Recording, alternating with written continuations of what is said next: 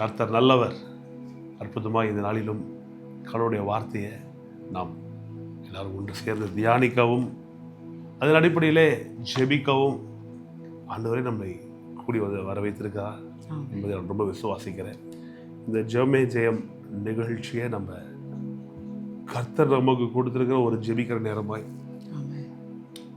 பார்க்க வேண்டும் என்று நான் ரொம்ப விரும்புகிறேன். நம்ம ஒரு 15 நிமிஷம் தான் மேக்ஸிமம் இந்த வீடியோ இருக்குது.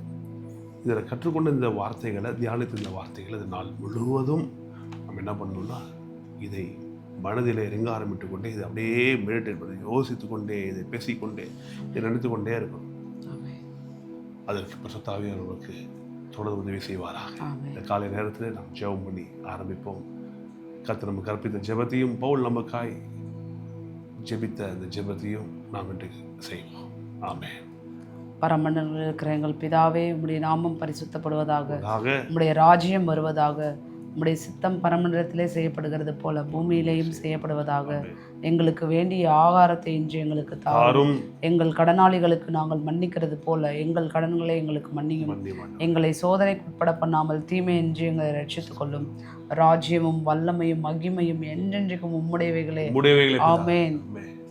நம்முடைய கர்த்தராகிய இயேசு கிறிஸ்துவின் தேவனும் மகிமையின் பிதாவுமானவர் தம்மை நீங்கள் அறிந்து கொள்வதற்கான ஞானத்தையும் தெளிவையும் அளிக்கிற ஆவியை உங்களுக்கு தந்தரல வேண்டும் என்றும், தாம் நம்மை அழைத்ததினாலே நமக்கு உண்டா இருக்கிற நம்பிக்கை என்னதென்றும், பரிசுத்தவான்களிடத்தில் தமக்கு உண்டா இருக்கிற சுதந்திரத்தினுடைய மகிமையின் ஐஸ்வர்யம் என்னதென்றும், தாம் கிறிஸ்துவை மரித்தோரிலிருந்து எழுப்பி அவரிடத்தில் நடப்பித்த தமது பலத்த சத்துவத்தை வல்லமையின்படியே விசுவாசிக்கிறவர்களாகிய நம்மிடத்திலே காண்பிக்கும் தம்முடைய வல்லமையின் மகா மென்மையான மகத்துவம் என்னதென்றும் நீங்கள் அறியும்படிக்கு அவர் உங்களுக்கு பிரகாசமுள்ள மனங்களை கொடுக்க வேண்டும் என்றும் வேண்டிக் கொள்கிறேன்.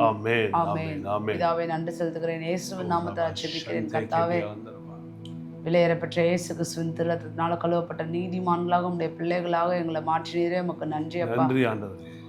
அப்பான்னு கூப்பிட பண்ணுகிற ஆண்டவரே, பாக்கியத்தை கொடுத்திருக்கிறீரே, அதுக்கு நமக்கு நன்றி பிதாவே. ஸ்தோத்திரம். தேவன் எங்களுக்கு பயமுள்ள ஆவியை கொடாமல் அன்பும் பலமும் தெளிந்த புத்தியும் உள்ள ஆவியை கொடுத்திருக்கிறேன். உமக்கு நன்றி அப்பா. இந்த நாளிலையும் கர்த்தாவே, இந்த ஜெபமே ஜெயம் ஜெப கொடுகையில உண்மை நோக்கி பார்க்க செய்த கிருபைக்கு நமக்கு நன்றி. நாங்கள் ஜெபிக்கிற ஜெபங்களுக்கு உம்முடைய செவிகள் திறந்தவைகளா இருக்கிறதே, அதுக்கு நமக்கு நன்றி பிதாவே. கண்டிப்பா நிச்சயமா ஆண்டவரே, நாங்கள் எங்களுடைய ஜெபத்திற்கு பதில் உண்டு என்கிற ஆண்டவரே விசுவாசத்தோடு நாங்கள் ஜெபிக்கிறோம். தொடர்ந்து உடைய வார்த்தையை நாங்கள் கேட்க போகிறோம். எங்களுடைய வார்த்தையை கொண்டு எங்களோடு பேசுவீராக. பரிசுத்த ஆவியானவரே, உம்மை நாங்கள் வரவேற்கிறோம். எங்களை சகல சத்தியத்துக்குள் நடத்தி செல்வீராக. எல்லா வெளிப்பாட்டின் அறிவையும் கொடுப்பீராக. ஆண்டவரே, தொடர்ந்து ஆளுகை செய்வீராக. உடைய கரத்தில் நாங்கள் அர்ப்பணிக்கிறோம்.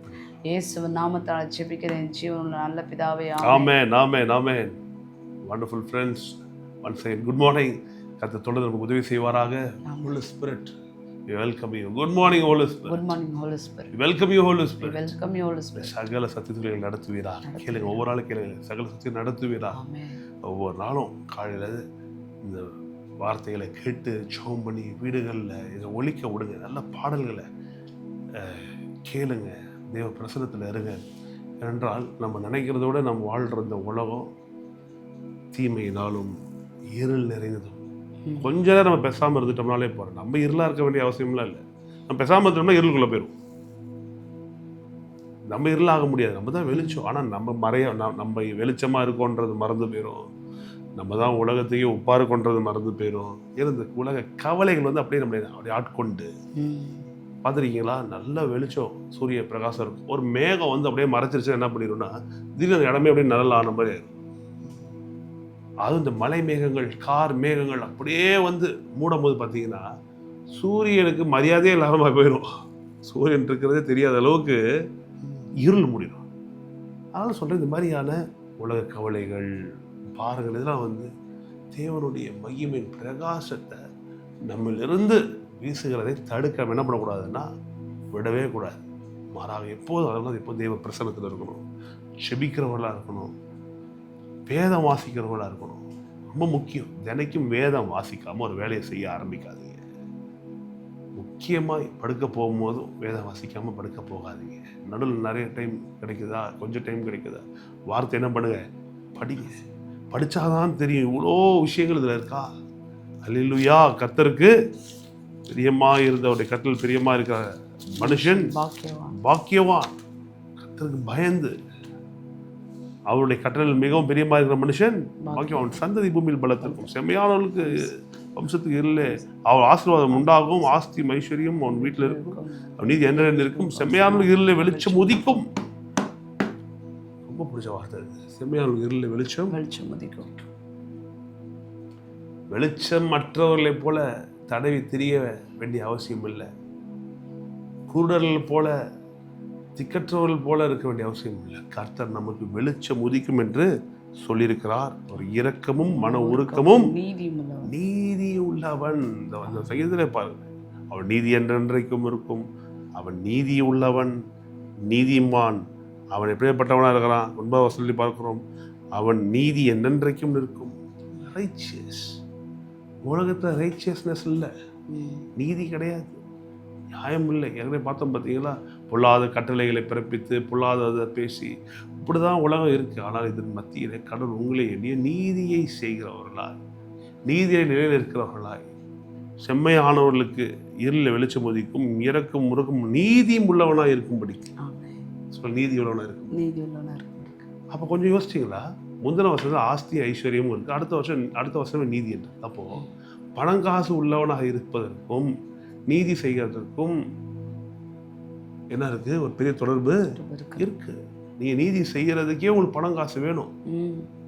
இல்லைன்னா நீங்க சொல்ற நீதியை யாரு கேட்பா? நீங்க சொல்றது யாருங்க கேட்பா? நம்ம சொல்றது யாரு கேட்பா? நமக்கு ஒரு அந்தஸ்து இருக்கணுமே, ஒரு அதிகாரத்தை நம்ம ஒரு இடத்துல இருந்தா தானே நம்ம நீதி செய்ய முடியும். கரெக்டு தானே சொல்றது? அதே மாதிரி இதுவும் தவறான ஒரு மைண்ட் செட். பணம் வந்துருச்சுன்னா நீதி செய்ய முடியாது. இல்லையே, ஆசை ஐஸ்வர்யத்தை கொடுத்துட்டு தான் அடுத்த வருஷம் பார்க்குறோம் அவன் நீதி செய்வான்னு போட்டிருக்கேன். ஆனால் அது மாதிரியான பிசாசுடைய பொய்களை நம்ம முதல் கலைந்தெடுக்க வேண்டும் மனதில் இருந்து. பணம் காசு வந்துச்சுன்னா பாவம் செஞ்சுருவோம்.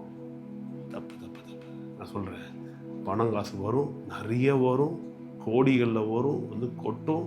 அப்பயும் நம்ம நீதி உள்ளவர்களாக இருக்கணும், நீதிமான்களாக இருக்கணும், நீதியை பின்பற்றுவர்களாக இருக்கணும். அவனுடைய நீதி என்றென்றைக்கும் நிற்கும் என்று எழுதியிருக்கிறபடி இருக்கணும்.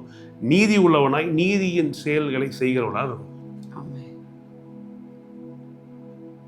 அதற்கு கர்த்தர் உங்களை எண்ணி தெரிந்து கொண்டிருக்கிறார். அதனால தான் இந்த வசனத்தெல்லாம் நம்ம படிக்கும்படிக்கு நமக்கு என்ன பண்ணுறாருன்னா நமக்கு சொல்லித்தரார். ஏசாயா 58:10 வாசிக்கிறோம் பாருங்க. அழகாக இருக்கு பாருங்க. சொல்லுங்க, எனக்கு இருளில் வெளிச்சம் உதிக்கும் சொல்லுங்க. வெளிச்சம் உதிக்கும், உதிக்கும் இயேசுவின் நாமத்தினாலே. 58:7 படிப்போமே. பசியுள்ளவனுக்கு உன் ஆகாரத்தை பகிர்ந்து கொடுக்கிறதும், துரத்துண்ட சிறுமையானவர்களை வீட்டிலே சேர்த்து கொள்கிறதும், வஸ்திரம் இல்லாதவனை கண்டால் அவனுக்கு வஸ்திரம் கொடுக்கிறதும், உன் மாம்சமானவனுக்கு உன்னை ஒழிக்காமலும் இருக்கிறதும் அல்லவோ எனக்கு உகந்த உபவாசம். பார்ப்பா, நீ எப்படி இருக்கணும்? ஏழைகளுக்கு இறங்கணும், மாம்சமான சொந்தக்காரனுக்கு உதவி செய்யணும், வஸ்திரம் இல்லாதவனுக்கு வஸ்திரத்தை கொடுக்கணும், இதெல்லாம் சொல்லிட்டு சிறுமையானவனை வீட்டில் சேர்த்து கொண்டு இதெல்லாம் சொல்லிட்டு படிக்கிறோம். அப்பொழுது விடியற் கால வெளுப்பை போல ஒரு வெளிச்சம் எழும்பி, விடிய காலத்தில் அப்படி இருள் நிறைந்த இந்த இரவு நேரத்தில் வானம் இருட்டாக இருக்கும். பார்த்தீங்கன்னா அந்த வெளிச்சம் அதிகாலை நேரத்தில் அப்படியே இந்த வானம் அப்படியே வெளுக்கும் பாருங்க. அதே போல விடிய கால வெளுப்பை போல உன் வெளிச்சம் எழும்பி உன் சுக வாழ்வு சீக்கிரத்தில் பாருங்க. இந்த வெளிச்சம், சுக வாழ்வு இதெல்லாம் வந்து சிலிண்டர்ஸ், இதெல்லாம் வந்து ஒன்றோடு ஒன்று இணைந்து ஒரே அர்த்தம் கொண்டது. வெளிச்சம் உதிக்கும்னா என்ன உதிக்கும்? சுக வாழ்வு உதிக்கும். வெளிச்சம் உதிக்கும்னா என்ன அர்த்தம்? செழிப்பின் வாழ்வு உதிக்கும். வெளிச்சம் உதிக்கும், செம்மையானவர்களுக்கு வெளிச்சம் உதிக்கும் அப்படின்னு எழுதப்பட்டிருக்குன்னா என்ன அர்த்தம்னா உங்களுடைய நன்மையான வாழ்க்கை உதிக்கும். இன்றைக்கு அப்படியே இருட்டு போல இருக்கலாம், இன்றைக்கு கடன் போல இருக்கலாம், இன்னைக்கு எனக்கு என் பிள்ளைகளுக்கும் என் மனைவிக்கும் எனக்கு நல்ல ஒரு இடம் இல்லையே, கடன் பிடியில் இருக்கனே, இது அது நிறைய காரியம் இருக்கும். இருள் எப்படி இருக்கு, ஒரு இரவு எப்படி இருக்கு, ஆனால் விடியற் கால வெளுப்பை போல பார்த்துருக்கீங்களா? இதெல்லாம் நாளைக்கு திரும்பி அதிகாலை எழுந்திரிச்சு பாருங்க, அப்படியே இருட்டாக இருக்கும், ஆனால் திடீர்னு அப்படியே ஒரு வெளிச்சம் வரும், அழகாக இருக்கும். அந்த சன்ரைஸை பார்க்குறது, சூரியனை கூட நீங்கள் நேராக பார்த்துருக்க மாட்டீங்க, ஃபஸ்ட்டு அந்த வானம் வெளுக்கும். அது போல் இருள் நீங்கி, தரித்திரம் நீங்கி, வியாதிகள் நீங்கி சுகவாழ்வு என்ன பண்ணும்? துளிர்க்கும். துளிர்க்கும். சொல்லுங்க ஆமென். சுகவாழ்வு சீக்கிரத்தில் துளிர்த்து உன் நீதி உனக்கு முன்னாலே செல்லும். திரும்பி பாருங்க, கர்த்தர் நீதியை கொண்டு வராரு பாருங்க. நீதி உனக்கு முன்னாலே கர்த்தருடைய மகிமை உன்னை பின்னாலே காக்கும். அப்பொழுது கூப்பிடுவாய், கர்த்தர் மறுஉத்தரவு கொடுப்பார், நீ சத்தம் விடுவாய், நான் இருக்கிறேன் என்று கர்த்தர் சொல்லுவார். நுகத்தடியையும் விரல் நீட்டுதலையும் நிபச்சொல்லையும் நீ உன் நடுவில் இருந்து அகற்றி பசியுள்ள இடத்தில் உன் ஆத்மாவை சாய்த்து. ரொம்ப முக்கியம். பசியுள்ள இடத்தில் ஆத்மாவை சாய்த்து சிறுமைப்பட்ட ஆத்மாவை திருப்தியாக்கினார். அப்பொழுது ஈரலில் அவன் வெளிச்சம் உதித்து. பார்த்தீங்க, திரும்பியும் பசி உள்ளவனுக்கு இறங்கணும். அதனாலதான் யோசிச்சு பாருங்க, நம்மளே பசியா இருந்தா நம்ம மற்றவர்களுடைய பசி நம்மளுடைய மனதுல வரவே வராதுங்க. யோசிக்க கூட முடியாது. கரெக்டா இல்லையா? நீங்களே சொல்லுங்க. அண்ணா ஆண்டு சொல்றாரு, உங்களுக்கு நிறைய இருக்கும், நிறைய வரும்போது மறந்துடாது. நிறைய வரும், நிறைய தரேன், ஆஸ்தி ஐஸ்வர்யம் வீட்டில் இருக்கும். ஆனால் எல்லாம் வரும்போது ஏழையில மறந்துடாது. பசி உள்ளவனிடத்தில் உன் ஆத்மாவை சாய்த்து சிறுமைப்பட்ட ஆத்மாவை திருப்தியாக்கினால் அப்பொழுது இருளில் உன் வெளிச்சம் உதித்து உன் அந்தகாரம் மதியானத்தில் போலாம். செம்மையான இருளில் வெளிச்சம் உதிக்கும்னா என்ன அர்த்தம்? அந்தகாரம் எப்படி இப்ப மாறுமா? மத்தியானத்தை போலாம். இரவு போல இருட்டா இருக்கிற வாழ்க்கை மதியானத்தை போல ஆகுமா? பளிச்சுன்னு அவ்வளவு வெளிச்சமா. திருச்சியில இந்த கோடை காலத்துல எவ்வளவு பளிச்சுன்னு இருக்குன்னா கண்ணை திறக்க முடியாத அளவுக்கு பளிச்சுன்னு இருக்கு. அவ்வளோ பளிச்சுன்னு இருக்கு. அப்படி மாறிடும். தரித்திர நிலையெல்லாம் காணா போயிடும். நல்ல பளிச்சுன்னு மதியான நேரத்தில் போய் இருட்டை தேடுங்க பார்ப்பீங்க, இருட்டு இருக்கான்ட்டு. நீங்க உங்க வீட்டே இருட்டாக்க முடியாது. உங்க பெட்ரூம் கொஞ்சம் தூங்கலாம், இருட்டாக்கலாம்னு பார்த்தா அந்த ஸ்கிரீன் இடுக்கிறது என்ன பண்ணும்? அவ்வளோ வெளிச்சம் இருக்கிறது. நான் சொல்லிக்கிறேன், அந்த பிரகாசத்தை விட கர்த்தர் உங்க மேல கொடுக்கிற அந்த பிரகாசம் ரொம்ப பெருசு. கர்த்தரின் மகிமை உங்க மேல காணப்படும். ஆகவே என் நண்பர்களே, அன்பு விசுவாசிகள் ஒவ்வொருவரையும் பார்த்து கொண்டு ஊழியக்காரங்க எல்லாரும் ரொம்ப தைரியமா இருக்கு. உங்களுக்கு எனக்கு இருளில வெளிச்சம் உதிக்கும், கண்டிப்பா உதிக்கும். அது என்ன அப்படின்னு உங்களுக்கு காண்பித்தேன். சுக வாழ்வு, செழிப்பின் வாழ்வு, பரிசுத்த வாழ்வு, உங்க திருமணத்துல கணவன் மனைவிட இருக்கிற உறவுல எல்லாவற்றிலும் ஒரு பெரிய மாற்றத்தை பார்ப்பீர்கள். அது செய்ய வேண்டியது கர்த்தருடைய வார்த்தையை தியானித்து அதை கீழ்ப்படியணும். ஒவ்வொரு நாளும் ஆரம்பிக்கும் தேவ பிரசனத்தில் ஆரம்பிங்க. நாள் முழுவதும் தேவ பிரசனத்திலே இருங்க. வார்த்தையை படிச்சுக்கிட்டே இருங்க. டைம் கிடைக்கும் போதெல்லாம். மற்ற நேரத்தில் வேறு வேலையை செய்கிறீங்களா, பார்த்து தியானிங்க. முடிஞ்ச நல்ல பிரசங்கங்களை கேளுங்க. ஜெபமேஜைகள்லாம் போட்டு கேளுங்க. 132 33 எல்லாம் நிறைய தாண்டி சென்று கொண்டிருக்கிறது. அதெல்லாம் போட்டு கேளுங்க. சீக்கிரத்தில் 200 தொற்றுவோம் பாருங்க. திரும்பி அதுக்கு ஒரு செலிப்ரேட் பண்ணுவோம் எல்லோரும் சேர்ந்து. நம்ம எல்லாரும் அப்படி வார்த்தை வார்த்தை வார்த்தையின் உள்ள வார்த்தை செல்ல செல்ல செல்ல மனது புதிதாகுது, மறுரூபம் அடையுது. ரொம்ப சிம்பிள். வாழ்க்கை ரொம்ப நல்லா வரலன்னா தான் யோசிக்கணும் ஏதோ எங்க சரி செய்யணும்னு. நல்லா வருவது ரொம்ப ரொம்ப சுலபம். நல்லா இருப்பீங்க, ரொம்ப நல்லா இருப்பீங்க. ஜெபம் பண்ணலாமா? பிதாவே நன்றி சொல்லி ஜெபிக்கிறோம். அன்றைய நாள் வரைக்கும் செய்த எல்லா தயவுக்காயும் இறக்கத்துக்காயும் ஸ்தோத்திரம். நடத்துவதை பார்த்து கொண்டிருக்கிற சிறியோர் பெரியோர், கர்த்தாவே வியாதியோடு போராடி கொண்டிருக்கிறவர்கள், தரித்திர கட்டில் இருக்கிறவர்கள், கர்த்தாவே எல்லாரும் விடுவிக்கப்படுவார்கள். இயேசுவின் நாமத்தினால விடுவிக்கப்படுவார்கள். கர்த்தருடைய நாமம் பலத்த துருகமாக இருந்து சேனையில் கர்த்தர்கள் முன் சென்று கொடரான எல்லாம் செவையாக்கி சரித்திருக்க பலவீனங்கள் எல்லாம் சுகமாக்கி அற்புத அடையாளங்களால வார்த்தை நீர் உறுதி பண்ணுவீராக. ஒவ்வொருவருடைய வீடுகளிலும் ஆஸ்தியும் ஐஸ்வர்யம் பெருகட்டும். ஒவ்வொருவருடைய வீடுகளிலும் நன்மை பெருகட்டும். ஒவ்வொருவருடைய வீடுகளிலும் நன்மைகள் பெருகட்டும். இயேசுவின் நாமத்தால் தேவ ஆவியானுடைய ஆசீர்வாதத்தினாலே பெரிய நன்மைகள் உண்டாகட்டும். உதவி செய்வீராக. இயேசுவின் நல்ல நாமத்தில் எல்லா வீட்டிலும் நல்ல நன்மைகள் பெருகட்டும். தீமையான கடன்கள் அகன்று போகட்டும், வியாதிகள் அகன்று போகட்டும். இதை மருத்துவமனையில் இருந்து பார்த்து கொண்டவர்களுக்கு சுகம் உண்டாகட்டும். இப்பொழுதே சுகமாகி வீடு திரும்புவார்களாக. என் ஜெபத்துக்கெல்லாம் நீர் பதில் தருகிறீரே, விடுவிக்கிறீரே. நீர் தொடர்ந்து விடுதலையை நீர் தருவீராக, விடுதலை செய்வீராக. குமாரனாகிய நீர் மெய்யான விடுதலை தருவீராக. எங்களை பலப்படுத்துங்க ஆண்டவரே. சகாயமா இருங்க ஆண்டவரே, சகாயரா இருங்க ஆண்டவரே. நீரே சிக்கற்ற பிள்ளைகளுக்கு சகாயரா இருக்கிறீர்கள். உலகத்தில் நாங்கள் என்ன செய்யணும்னு தெரியல, ஒன்று தெரியும். இரவு போல் கர்த்தருடைய வேதத்தில் தியானமாக இருக்கும்போது நாங்கள் செய்வதெல்லாம் வாய்க்குமே.